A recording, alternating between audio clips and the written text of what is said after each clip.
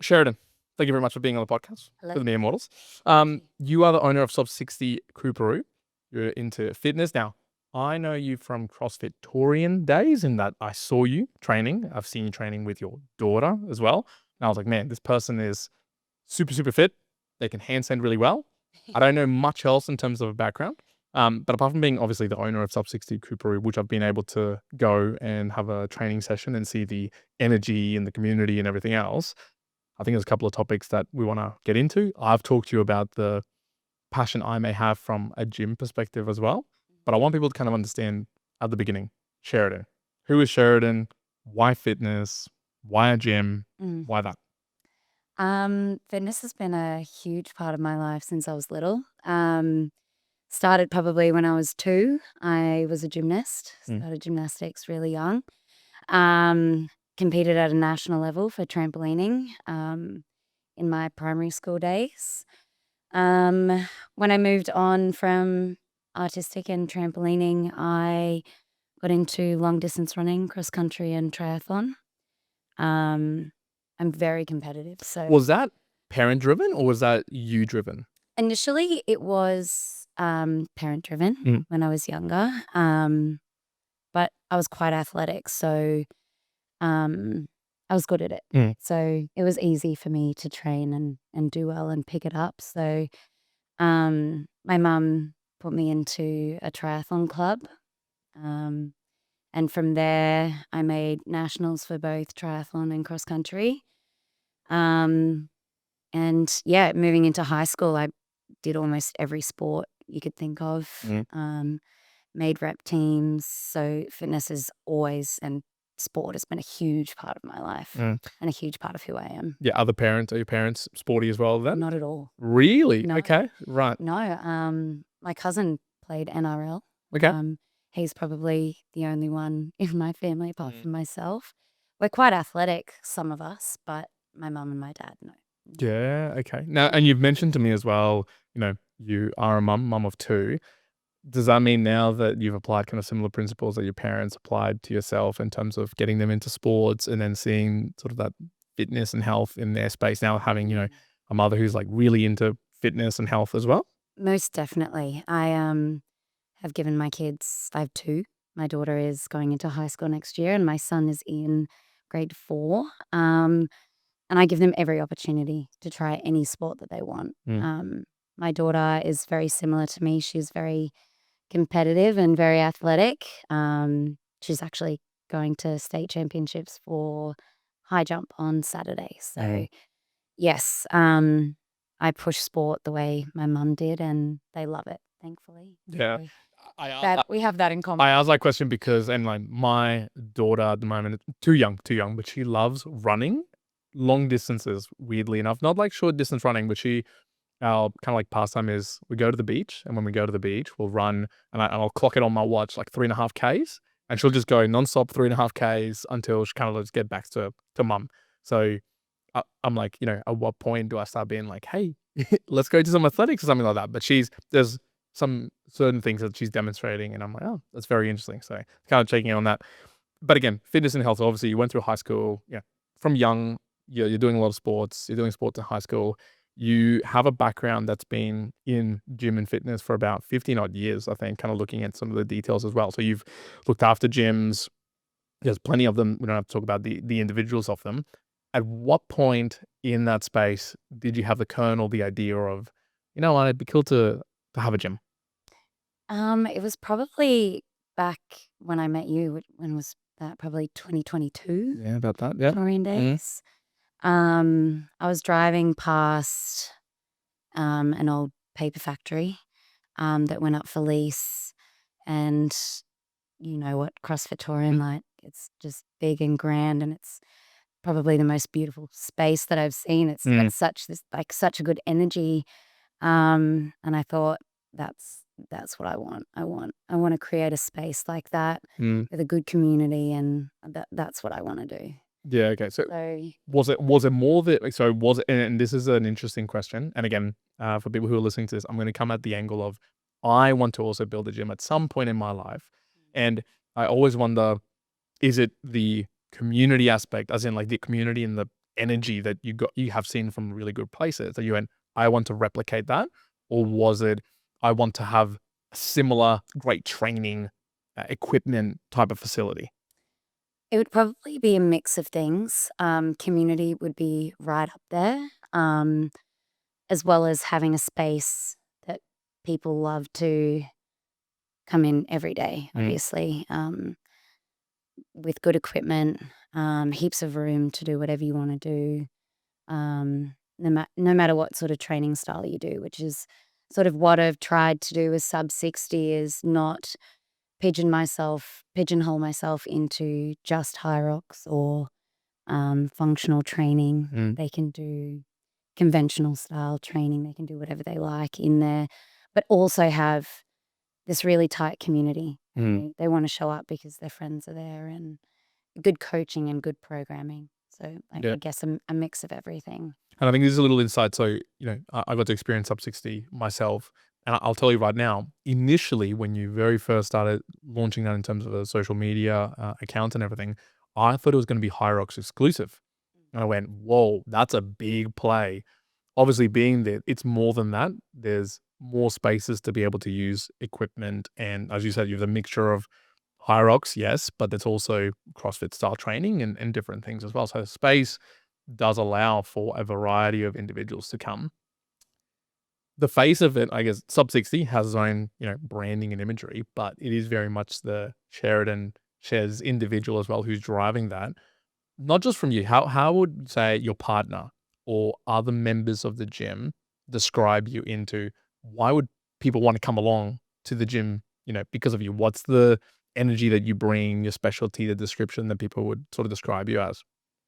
I would like to think that they would describe me as someone that actually cares. Mhm. I'm not just a numbers driven, want money from the business. That's not why I opened it. I genuinely want to help people. And I love when people come in and they think they're not going to be able to do something. And, I want to open their eyes to anything's possible. Mhm. You don't have to say, oh, I'm too old for that, or I'll never be able to handstand because it's not my thing. I love, yeah, I guess experiencing those little wins with people. So I hope people would think that they would love to train with me because I actually care. Yeah. Yeah. No, no, but I mean, I two parts of that. One, I remember probably 2016, 2017 when my co-host, he started getting into handstands, and I was absolutely in the same of who would care about wanting to learn this and kind of offing and throwing about, is he wasting his time? And then myself getting just wanting to do that activity a couple of years later. But it was actually his energy of bringing me into doing it as well that I really enjoyed. And I know personally being at gyms where it's the individuals, whether it's coaches or just members, when they've got that energy, yes, associated with a good gym and a good environment that makes it. And I think I talked to you when we're there at the gym. It's the people. Definitely the people make it. And like right now, I would imagine a lot of the members who go to SUB-60, you get the joy to go there. They probably get a lot of joy from the interactions that they get with you, which is awesome. Before we get into the gym part, there's going to be a lot in the gym, so that'll be an interesting conversation to have. You're still quite committed to your fitness, as in you still compete to this day with in a variety of things. Why? Why do you still compete? Um, I guess you've got to lead from the front.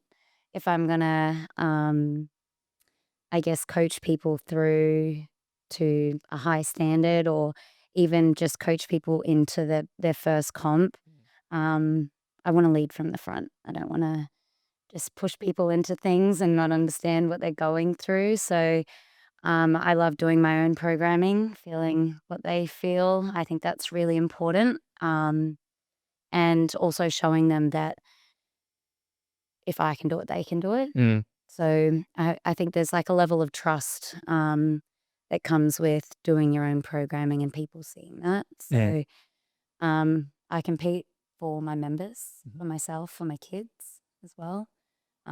They're at the age now, obviously, that they see, they see mum. Oh wow, mum, you're doing this, and that's awesome, and encourages obviously them to Yeah. do things. It's through action that most individuals will actually go and make changes themselves as opposed to just saying something and, not 'Cause following it up. it's scary going into comps. Mm. Like, a lot of people go, "Oh, no, it's not for me. I'm not competitive." But, um, it shows you what you need to work on. It gives you something to go for in the gym.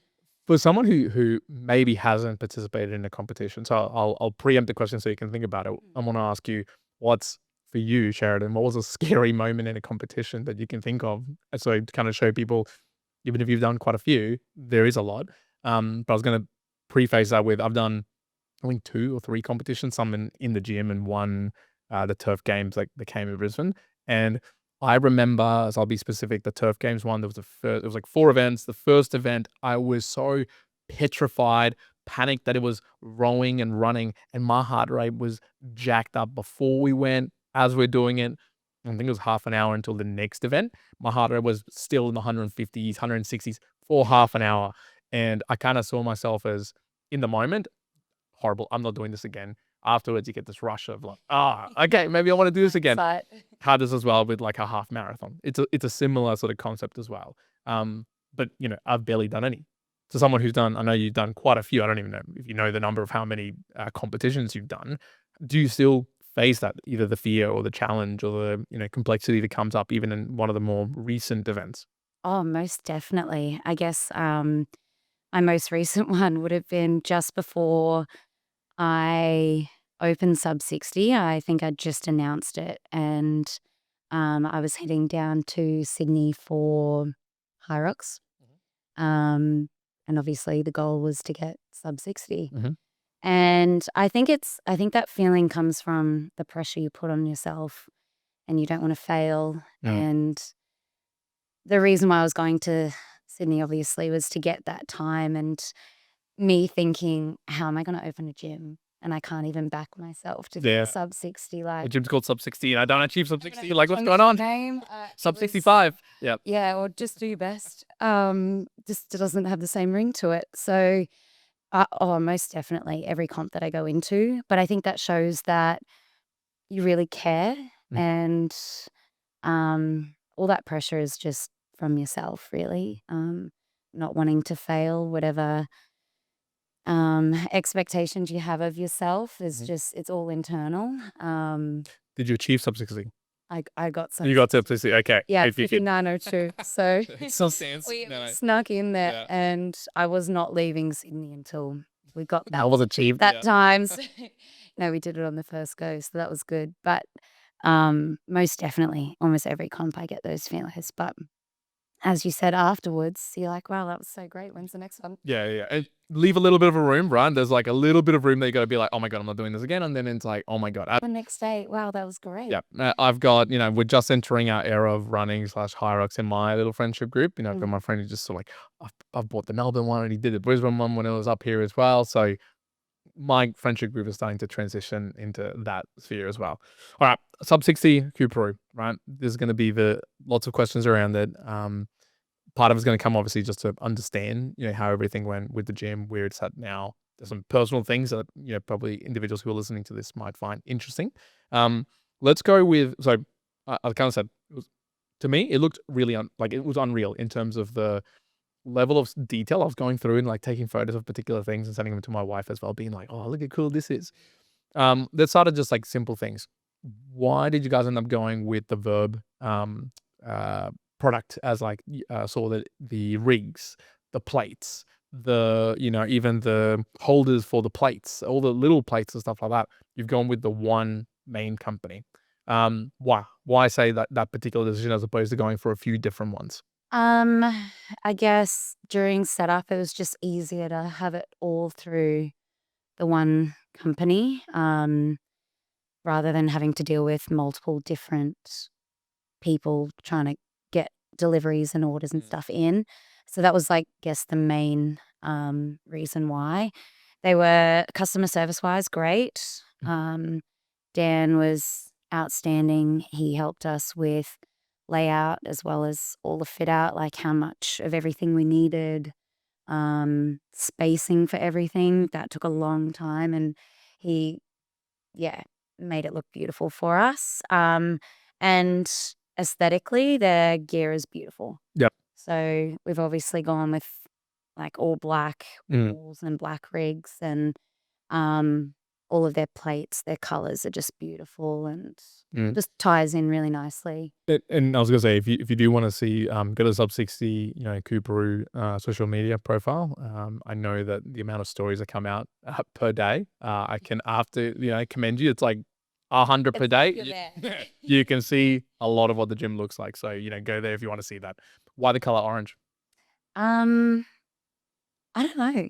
I actually don't have an answer for that. I just picked black and orange. Yep. Okay. It just came to my mind. There was like no color mapping that you were like, oh yeah, I'll do this color mapping or something like that. Just orange was the thing. It's just orange and black, and there wasn't any other talk about another color. Wow. Okay. Just Yeah. lazy decision. I overthink things. I like go into like AI color palette and then do the color mapping between the two of them. And by the time I finished, I probably just should have picked the color and gone ahead and done things. So okay. Well, I mean, like black is easy because obviously in a gym space things get really dirty. So most things had to be black, and I just wanted something that stood out. So yeah.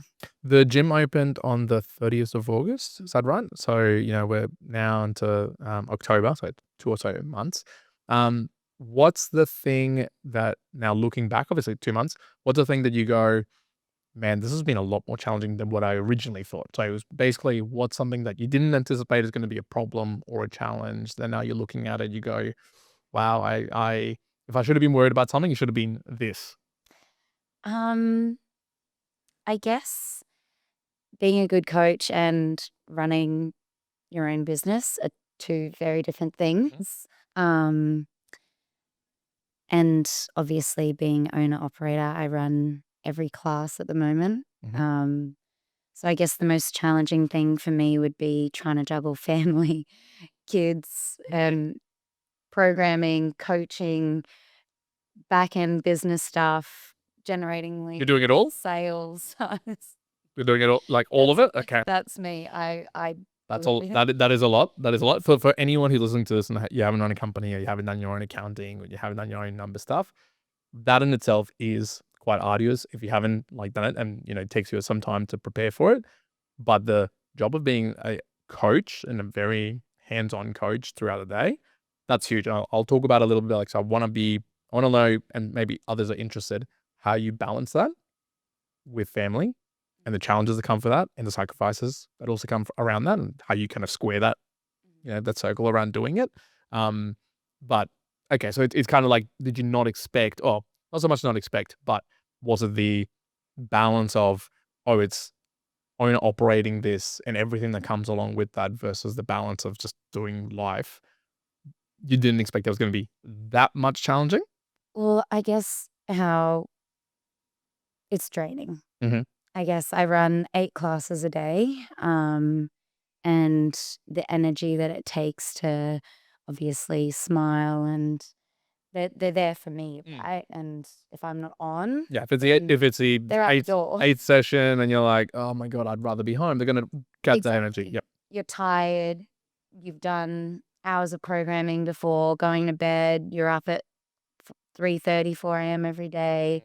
You don't leave the gym until 7:30, 8 o'clock at night. Like, it's, I guess, really long days. I knew it was going to be hard, but I guess the energy it takes and how disciplined you have to be to not let things go. To say, oh, like, I'll reply to that later, that email, or I've got to chase up this invoice, or I've got to pay this, or oh gosh, I've got a class in 40 minutes, I'll do it later. So I guess it's just, I think the most challenging thing would be managing time, and in such little time that I have. Yeah. So one, and you touched on a little bit earlier, so I was going to check if it is still the case.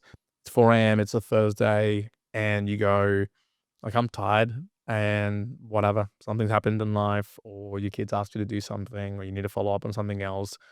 You still got 8 classes to do that day. What's the driver? Like, what's your why of, like, the primary why that makes you go, yeah, but I'm going to get up anyway, so I'm going to go do this? I think I didn't really know what I expected when I opened the gym, but I think the one thing that drives me is that people actually want to be at my gym. Like, I've got people in every class, and a lot of people that have never met me before like haven't met me on my fitness or my coaching journey, and they trusted me enough to jump from their gym to mine. Mm.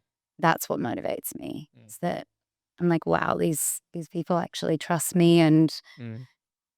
I have this beautiful space and they want to be in it. So that definitely gets me up in the morning. Like, If one aspect of it, I guess, I try to call out the confidence because, and I know we talked about this when we were at the gym as well, that sometimes you're surprised by the level of athlete, the level of individual that's coming to the gym to be in the space to train with, you set up the actual training sessions and they're going through that.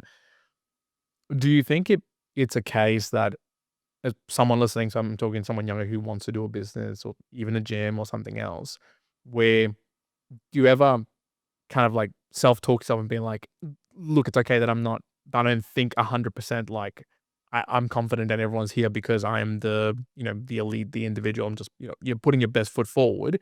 Do you think it'd be one always the case like that for yourself and you think that that's okay? Or are you aiming to getting to a position where like, no, I want to step in and not feel any of that self-doubt at all that, when I'm here, everyone who's here is performing because, I'm the setup, the training that I'm putting on is, elite or whatever other level that you want to call that at.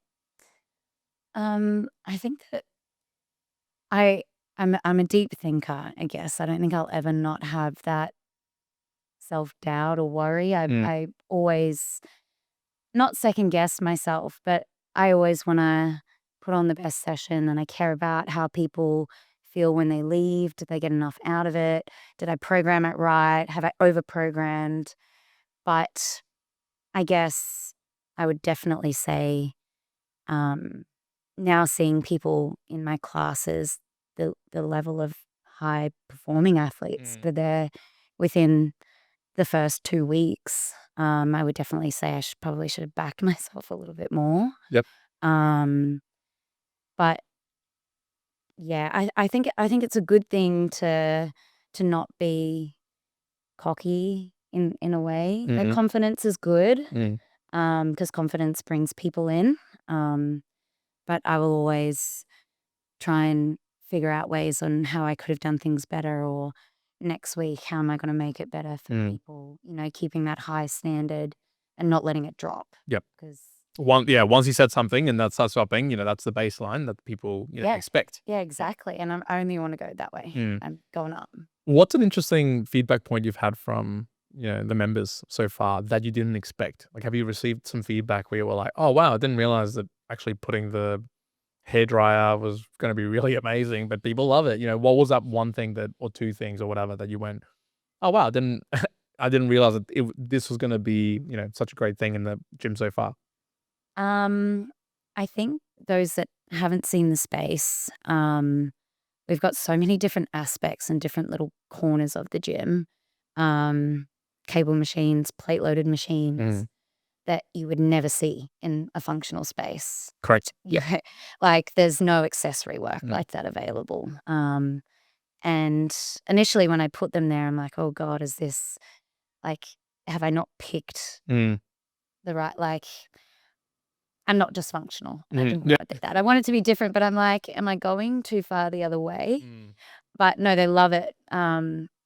Especially the boys, all of the cable rows and Sure. all Yeah. that Yeah, sort of yeah, yeah. stuff. Yep. They love it. I mean, I can tell you 100%, I would be exactly the same way. Like, Yeah. in functional gyms that I've gone to, I've always missed a cable machine of Okay. some kind Yep. or the ability to do, like, a proper sort of incline bench or things like that. Yep. Very much missed. So, like, seeing that in that sort of space, I was like, "Oh, this is awesome." Yep. And even like from a coaching perspective as well, I've now realized how good it is as well that new people that come into the gym and you don't want to load them on a barbell, Mm, chuck them under the leg press, people that are injured, mhm, the amount of variations to exercises you can do. You don't just have to do a ring row, you can do a lat pull down. mm, The accessory work that should be done in functional gyms mm, to help with gymnastics and stuff like that. It just helps with programming too. mm. I have so much more variety in there, Oh, absolutely. like Yeah.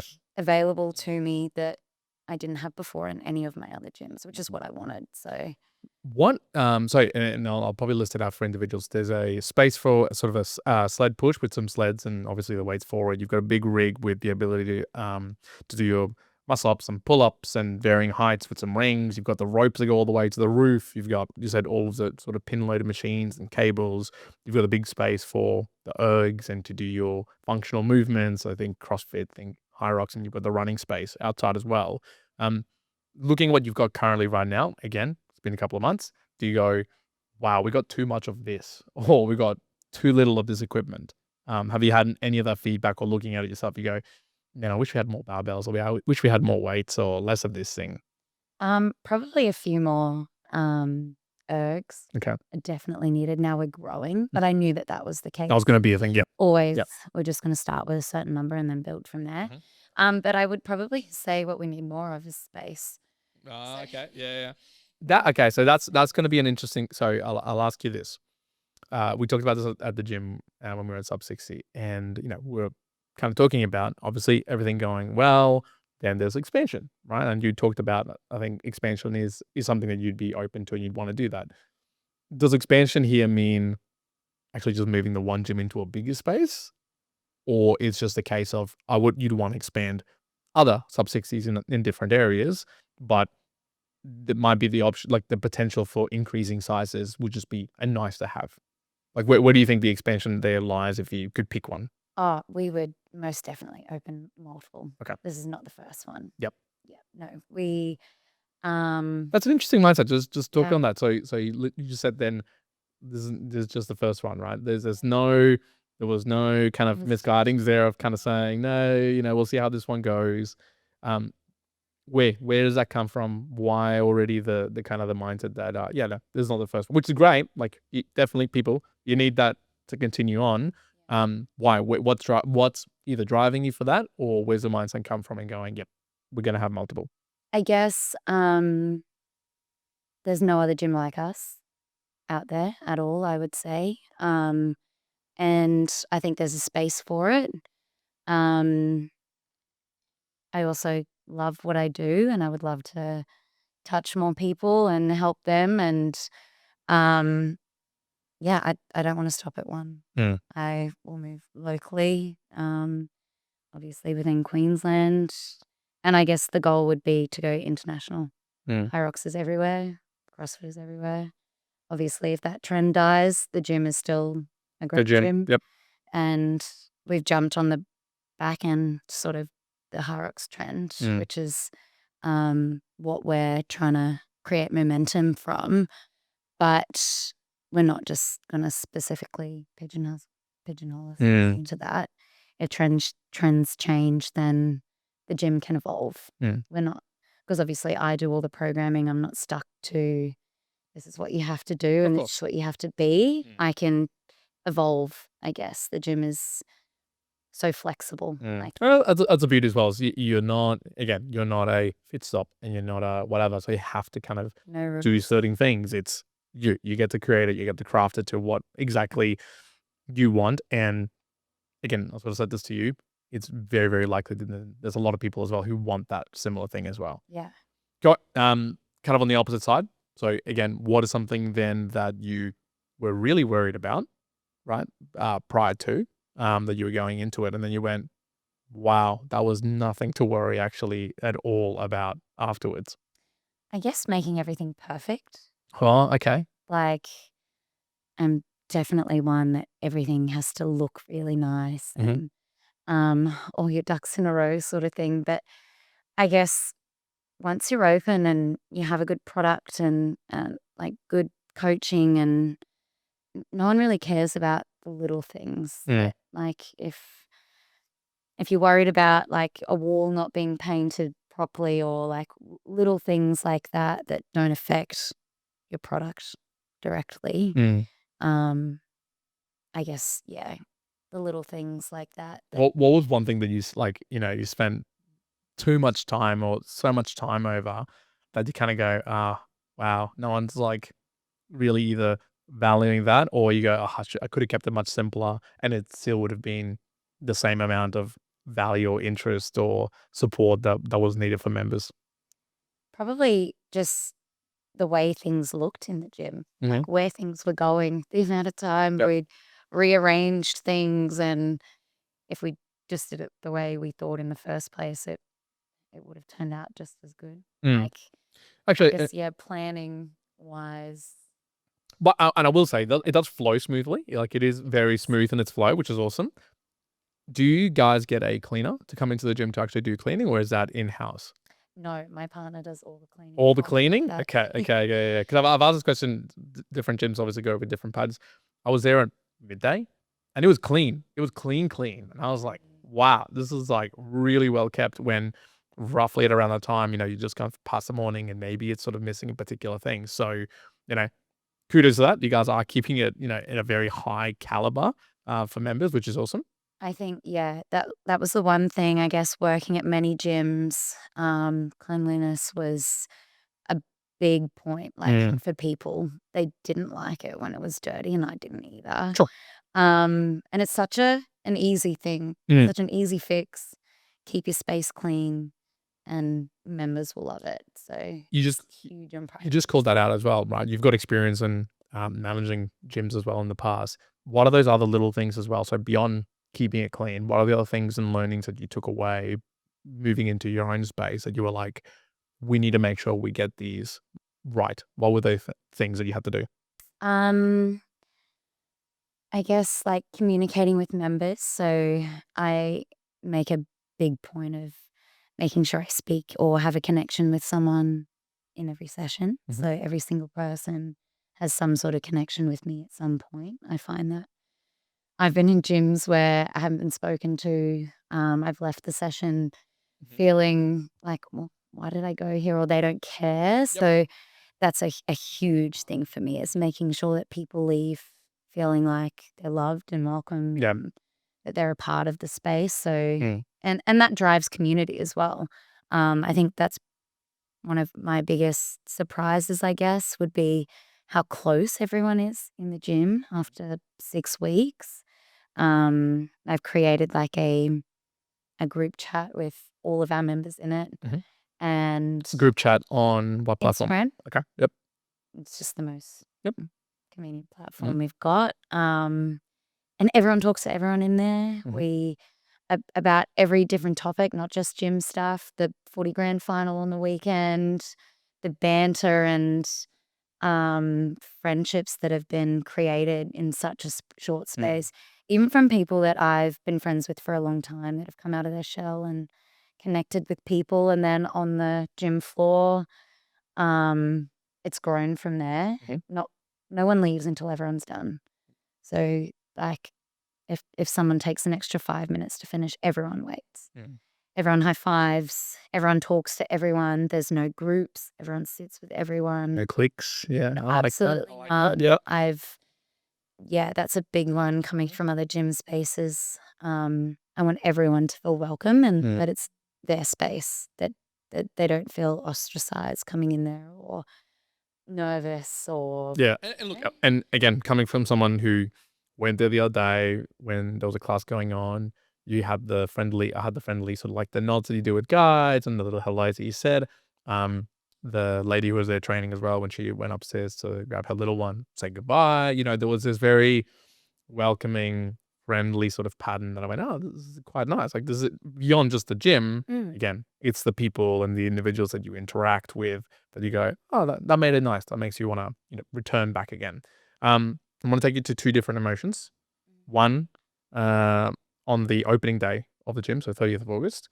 What was that high like when you actually opened and you started to have members? I think it was on that night where you had kind of like the grand opening. What was that feeling like? Because there was a lot of effort, a lot of days, a lot of effort prior to that. What was that feeling on the day when you actually formally opened?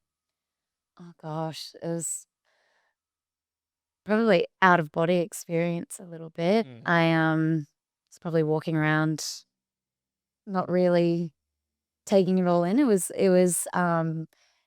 was quite emotional, I think, that it actually came to light. Mhm. I guess maybe 3 days before that, if you walked into the gym, it still looked like a construction site. So my partner did the entire build. We did the whole fit out Mm. ourselves. We didn't have any help. Um, so it was a huge job. Yeah. And I honestly didn't see it coming together by the 30th.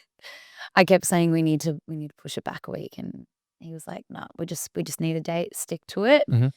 Um, and then I decided to open one Saturday morning class for the open day, just one big one that filled out like that. And I was like, "Oh gosh, people actually want They're to." coming. Yeah, there's was people like, coming. Should we put on another one? Yep. Put on another one, filled out like that. That's amazing. 40 people, both That classes. feeling would be Yeah. so sublime as I well. was like, "Oh my gosh, all right, it's happening." Mm. And it was just incredible. Mm. Busy, like very, very busy. Trying to make sure everything's perfect and the session ran smoothly, but a dream come true. I Yep. guess is how it sort of felt.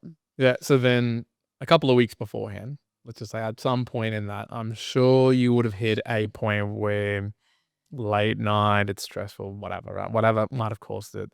Did you have a point before then where you almost went, nah, like I'm not doing this. You know, I've worked a 9 to 5 before. That's much simpler. I don't have to be pulling my hair out here. Did you hit a point like that? What was the self-talk at that point? Oh, most definitely. There was a lot of those nights. We would be at the gym until 3 o'clock in the morning. I was still working at this point, coaching at my other gym. And I was like, am I doing the right thing? Mm. This is so easy, just going and working for someone else, and I can come home. I can see my kids in the afternoon. I don't need to worry about anything. I didn't know if it was people were going to show up. Um, I didn't know if I could do it. There was so much self-doubt, and so much work to do in such a short amount of time that I was like, "Oh God, maybe not." But luckily, my voice of reason, my partner Josh, slapped that out of me, and he basically said, "Pull your head in, we're doing this." That's an interesting thing. Why do you think your partner encouraged you that hard for it? Is it because he himself had that drive, or is it potentially that he saw in you like, no, like I know you're gonna be so successful at this. That's why I'm driving that hard conversation with you. Um, he said for a few years, "You need to run your own business. Stop doing it for someone else. You need to have your own gym." And obviously having 2 kids and making that jump is such a huge decision to make. And me just being comfortable, I just always said, "Oh, later. It'll happen later." And Yeah. me probably hoping it would never happen because it was It's hard. such a big jump Yep. to make. And if it failed, like, what would people think, or what was I gonna do if it did fail? Were you worried about that?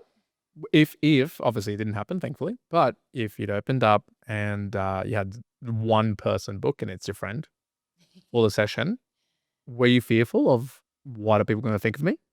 Most definitely. Mm. Yeah, I still do. Luckily, I didn't have to go through that. I have worked at a club that when I took over managing it, it had 4 active members. So I just kept saying to myself, yeah, I built it up to 100 in a short period of time. And I thought, Sheridan, if you can build this club from 4 members, you can do it for You yourself. can do it. Yep.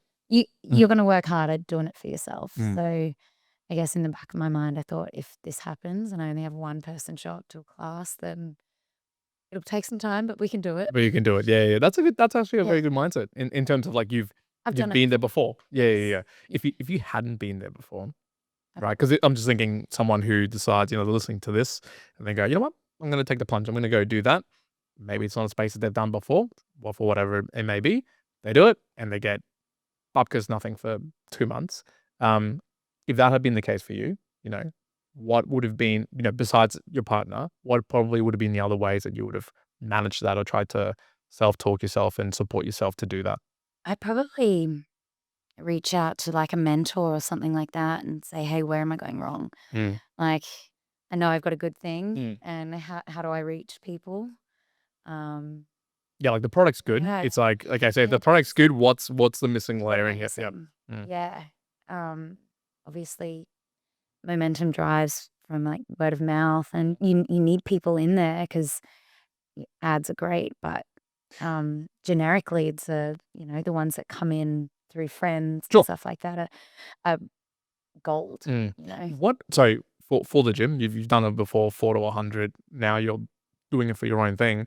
What has been the most successful way that you've driven customers, individuals into the actual gym, right? Has it been paid ads, word of mouth, events? What are those things that you've seen worked in the past, you're applying now? What seemed to work really well for, the opening of SUB-60 that you've seen? Word of mouth and referrals, Okay. definitely. Mhm. I find referrals, they're already sold. Mhm. They've probably got a friend or someone that's either trains with me already or knows me, and their friend is half sold Yep. the gym. Mhm. I don't have to do a lot of work. Mm. I just need to do what I have to do. I find that generic ads don't, like those paid ads and stuff, don't work Mhm. as well. The quality of lead wise, Yeah, okay. they're not as qualified. Whereas that the people are coming in from their friend's referral, Mhm. they want it. Sure. They're Yep. they're basically sold. Yeah, yeah, yeah. Walking in and they're, where do I sign? Yeah, yeah, they just, like, deliver your product Yeah. well, have the conversation, that's Yeah. happening as opposed to Yes. having to prove to someone, Exactly. on that front. Yes. So right now for SUB-60, what do you do for marketing? I do all of social media content and stuff myself. Mhm. I find that um, if you have a look on the Instagram, you'll see the millions of stories a Yep. day. I try and show that so that people can see what actually happens in the gym, Mhm. that we're real people. Yep. We have a laugh on there. It's not all serious, you know what I mean? Mhm. I tag everyone in those videos, so free marketing. Mhm. They reshare it. Yep. Their friends see it. That's how I It's a great idea. I love a the gyms that do that. Yep. coming in. Mhm. And obviously the members love that as well. Mhm. So that's another thing that they love about the gym. Um, Apart from stories and reels and stuff like that, it's Mhm. all, I guess, conversations with people that come in for a social Saturday session, Mm. bring a friend, those sort of things. That's how we've got all of our Where members you are so today. far. Yep. Yeah, no S paid ads. so, all we're talking about right now is success, and it is success, right? You've opened up SUB-60. It's a couple of months in. You've got people showing up into the groups. You have this mindset of, "We're gonna open up more. That's gonna go." You had all the health and fitness background that supports where you are today. But one thing that you did mention a couple of times, and I'm gonna bring it forward, is that also comes with sacrifice, right? And that as people are listening, "Oh, wow, Sheridan is doing 8 sessions per day, and then there's everything else that goes on with the business, and then there's life." How are you dealing with the sacrifice that then happens of, "Okay, well, that means I've got less time for family, life now and probably in the last couple of months." How do you square that? How do you talk to yourself about that? How do you talk to your kids about that? It's a really hard conversation with my kids because they're so young. Mm, They understand to some degree what I'm doing, but mhm, um, I guess kids live in the moment, mhm, so they're like, Why can't you do it now?" I'm mm, like, it's not long term, me working these 8 sessions a day. But for them, it's really hard for them to understand.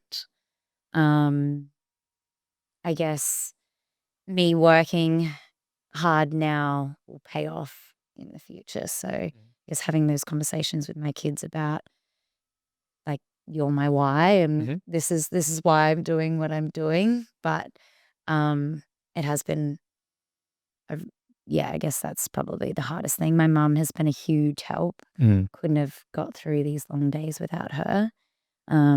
She does their sporting activities in the afternoons, takes them to school, puts mm, them to bed for me. I see them briefly, mm, but it's short-lived. mm. So they're my why. Yeah, and I mean, And for people to have that, I mean, that if you're thinking about doing something like this, because again, it's something that I've thought a lot, and what I'm hearing there is, and I would want this as a support network. If you don't have that support network, oh my, that's going to be very challenging to try and do things. yeah, My wife, I won't get into the story, but when she was young and her mum had to work multiple jobs, and it was her and her sister, they really didn't get to see her very much, and it was just to make ends meet, right? And so it's challenging, right? As a single mum, when she was young, it's a challenging thing. as you're describing you do it for them, absolutely. But what does enough look like then for you? As in, we can all get really stuck in the, well, I'm going to open one and then two and then two goes five and five goes 10 and then we go international. What is enough? What is a point when you would go, if your little one goes, no, mum, I want you to spend more time with me, and you're at the seventh opening of the gym and you go, maybe that's enough. Have you thought about what is enough? What does that look like for you professionally, business wise, and like personally as well? Um, I guess once you get to a certain point financially that you can have a good team around you that you trust, um, I hope that I can step back a little bit. Obviously, coaching wise, as soon as I'm happy with growth and a member base that I'm comfortable to step back from sessions, I'm going to do that immediately to spend more time with my kids and my family. Obviously, that's healthy as well. In regards to like business growth and stuff, if I get to a certain point that I can have a team around me, then I will step back. But I guess it's finding those people that you can trust. If my kids needed me, then they always come first. So I guess it's trying to find that balance where you want your gym to thrive because that's your living and that's what you're trying to grow, and then also balance like on my kids and my family happy. But when my kids obviously get older, I want them to be involved. So they're not going to be sitting on the sidelines. They can Which would be a beautiful with thing. me. Yep. Social media wise, stuff like that. They can help me with admin or give them roles so that they feel like they're included. And obviously it's good for them to learn business side of things. Yeah, and it becomes a family Yeah. thing, right? It's And like, yeah, that's you guys are all exactly doing what I want. Yeah, I want to compete with them. I want to grow business with them. I want them involved. So I don't think it would be me stepping back. It would be me bringing them in. Yeah. No. If you had to pick one thing, and you have to pick it, you have to pick the grouping. What are you optimizing for then right now? And I know it's a right now thing. It's right now, Sheridan. Yeah. What are you optimizing for? And I'll give you a couple of like categories you could be optimizing for. Being at home as much as you possibly can with the family. It might be maximizing the financial benefits that you can for the family. It might be maximizing your health and wellness and your fitness. It might be maximizing your sleep.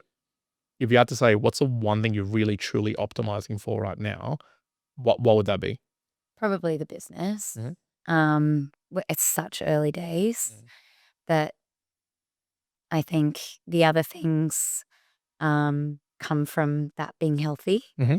Um, and then, after that, it would be family. But I would definitely, business would have to be right up the top there. And what I'm hearing as well is, and you can do that right now. And so kind of partly what I said to you, at your gym was, if you ask me that question, I can't. I wouldn't be able to say that I could optimize for that because I would choose optimizing for the family first. Yes. And that would lead to failures in other areas. And I'd be like, well, I shouldn't have done it this time. So you have to kind of, like, I know myself, it's just not the right time, but it might be the right thing I want to do. But it's sounding like, for you, it was the right time, it was the right push, it was the right partner, the right support network to make it all work. To someone listening then who doesn't go to SUB-60 Coorparoo, they do live in the area, what would be the one thing that you would say to them that would encourage them to come try out the gym, to go and see what it's like, to do a drop-in session, to do a weekend, big group session? What's the thing that you would say, this is what's going to make you come and try it out? I think community is cliche, but I guess the vibes and the space. We have so many different levels of athletes there. You have mums that have, 6 months postpartum, and then you have people that are running a sub-60 HYROX time. But the way they all come together, and I guess sub-60 means something different to everyone. Sure. So sub-60 to me would be running a really fast time, obviously at HYROX. But for that new mum, it would be running 400 meters. They never thought that they could run. Mm. They're not a runner. Mm. So finding your sub-60, I Mm. guess, your reason why, something that you never thought you could do. I have the space for that. Mm. And the people around you that can get you there, not just myself. I'll back you 100%. But everyone there celebrates everyone's wins. No matter how little they are or how little you think they are, everyone loves them. Mm. Yeah, so that first pull-up or first deadlift Mm. or someone's first run session, everyone gets behind everyone. So I think that would be the reason why you don't have to be a superstar. It can be your first ever gym session. Mm. So yeah, it'd be community and the energy. Mm.